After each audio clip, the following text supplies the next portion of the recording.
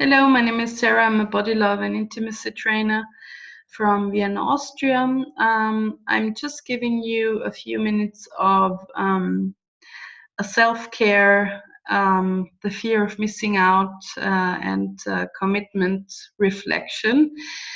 Today I was committed to go to a community event, conference, where a lot of colleagues and friends of mine and people I wanted to meet would be there. And a friend of mine was giving a keynote speech today. And actually, I knew that I did not have the energy to participate in the conference, and that's why I didn't sign up to do a talk or a workshop or even sign up for being a participant. So beforehand, I was quite clear on not being able to commit to that kind of event because my commitment was somewhere else currently. And the last few days, the fear of missing out on the conference and realizing how many great people and inputs and connections and inspirations would be there, the fear of missing out got bigger and bigger, and pushed aside my commitment to myself to actually have some days of self-care. So the last few days I had some days of self-care because the last few weeks and months were kind of exhausting business-wise and regarding my private life. So I knew that I needed to recharge as long as the summer's here and workshop season starts soon, so I would be busy soon. And so I did a few things that really went well and that really were great for me and to connect with friends of mine. And I was hiking and doing yoga and doing dance classes, and it was really great having just a few days of fun time for myself. And I knew that before I started to work heavily on a project, I wanted to have 1 or 2 days of self-care days where I didn't have to go outside necessarily, where I didn't have an appointment or like a fixed meeting at some hour, but rather be flexible and intuitively able to do whatever comes up, going out when I feel the desire to do so and having a walk, but not having a date to go for a walk with a friend or something like that. So that was the plan, and I pushed it aside and committed to the friend who did the keynote speech. Although they didn't ask me to commit to anything, I did commit to that because I had the fear of missing out a great opportunity, and I realized that it's actually just a question of commitment in general. If I want to connect with people on the conference, of course, I don't have the great bubble and the great special energy that comes up during a conference where you just like connect with each other and deep dive into the topic the conference is about. But if I really need to connect with someone and if I'm committed to do so, I can do that outside the conference as well. So it's not a life or death decision, but sometimes maybe you notice that when you have the fear of missing out, it feels like a really fatal decision you have to make. Like, if I don't go there, I don't know what might happen then. I mean, maybe that's a thought experiment you would like to try. What happens if you don't go there? Are you really missing out on so much, or is it really that fatal if you don't go to that party or that event or that networking thing? Yeah, and also knowing what you're willing to be committed to, actually, like prioritizing what's really important to you, thinking about what's really important for your life right now, and not committing to everything that's interesting to you in your life. I mean, I'm interested in a lot of things, but I know that I need to prioritize some things, that I'm not able to do everything all the time. At least I'm not able to do that.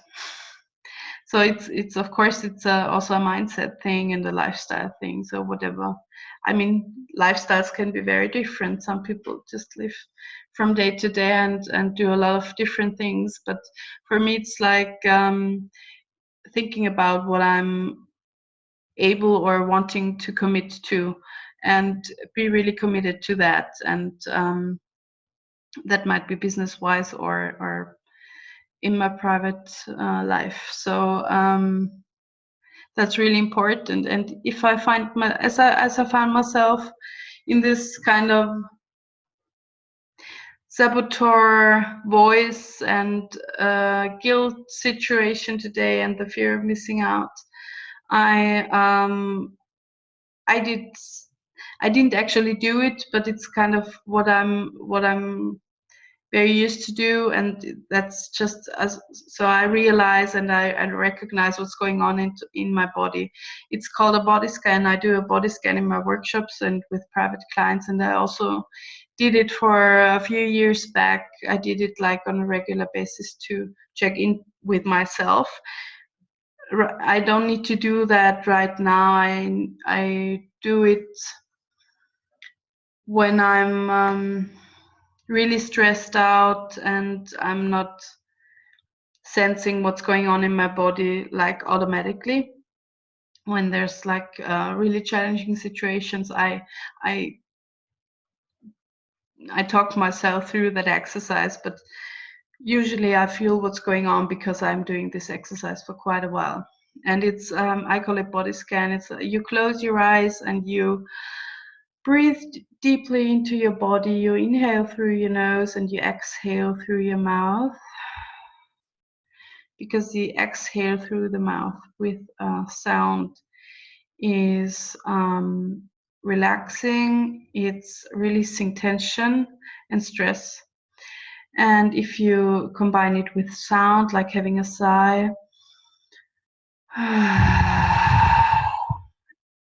it's releasing the stress in the moment. And what I'm trying to do in that situation is sending my breath and focusing my attention on the feet, for example, and my toes. And I'm checking in, how does the feet and the toes feel right now? How do they feel like physically?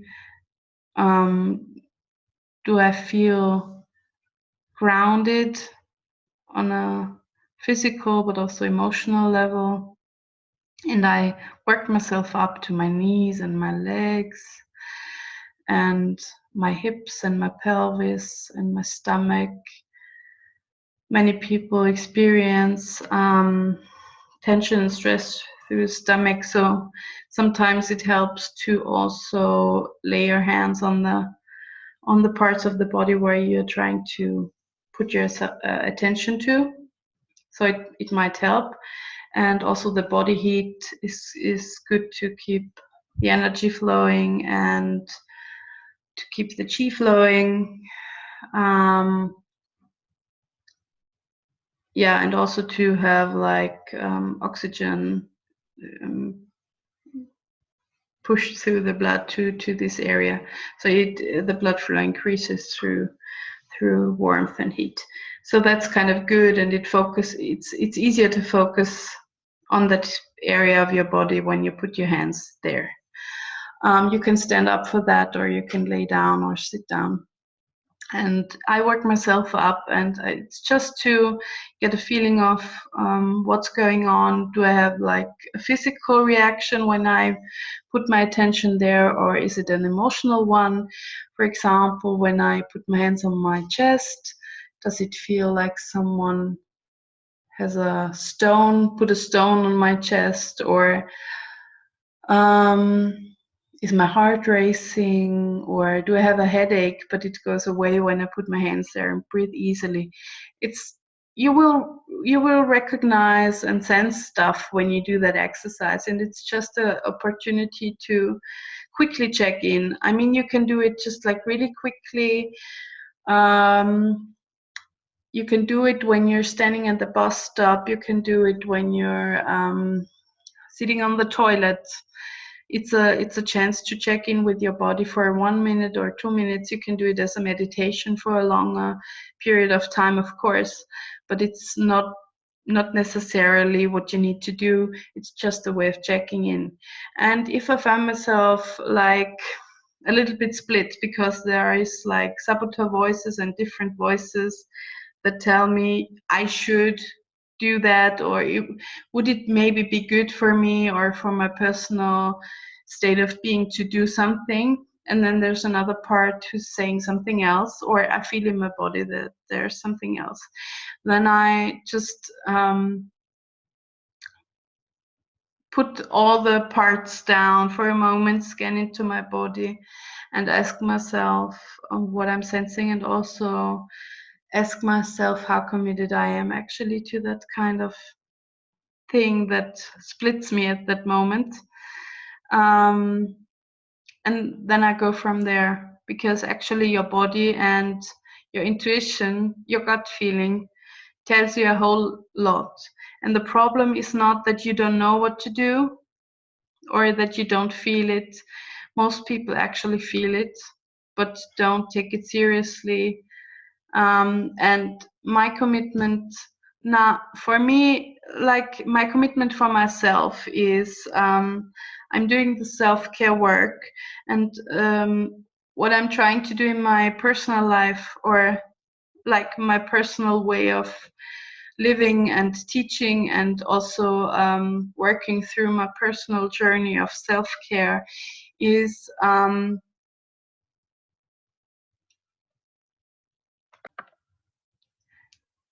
to be committed to what I'm actually able to commit, and meaning my commitment is going there, being more aware of myself, being clear in my communication, telling other people when I feel, okay, that's really not something for me right now, or actually I don't feel that I'm really committed to that. I'm just saying that I am, and I'm actually not doing what I said I would. Then I'm trying to be, that I'm honest and clear. I'm clear, okay, I'm not sure if I'm really into that, or I don't know if I have the energy for that, or can you ask me in 2 weeks? Right now, I'm not in the moment to decide that right now, for example. Or I just, check in with what's really important right now for me, where are my priorities, where do I put my intentions, and I'm committed to stay committed to myself and my boundaries, as well as stay committed to what I'm committed to other people. Meaning, when I tell friends or people I work with that I'm going to call them, or that I'm going to do that, or write them, or whatever, that I'm going to do something, or I do have a certain commitment, then I want to make sure that I'm able to hold that commitment and not break it. And if I'm not able to hold that commitment, I need to check in with myself why that is. And so, and the same is for me. I need to check in with myself. I need to have it present, to be aware of what I want to commit with myself. Do I want to be aware of what I'm eating, for example? When I'm really stressed, what do I eat all the time? Or do I want to stay committed that I nourish myself in a way that's actually good for me? Or that I sleep enough?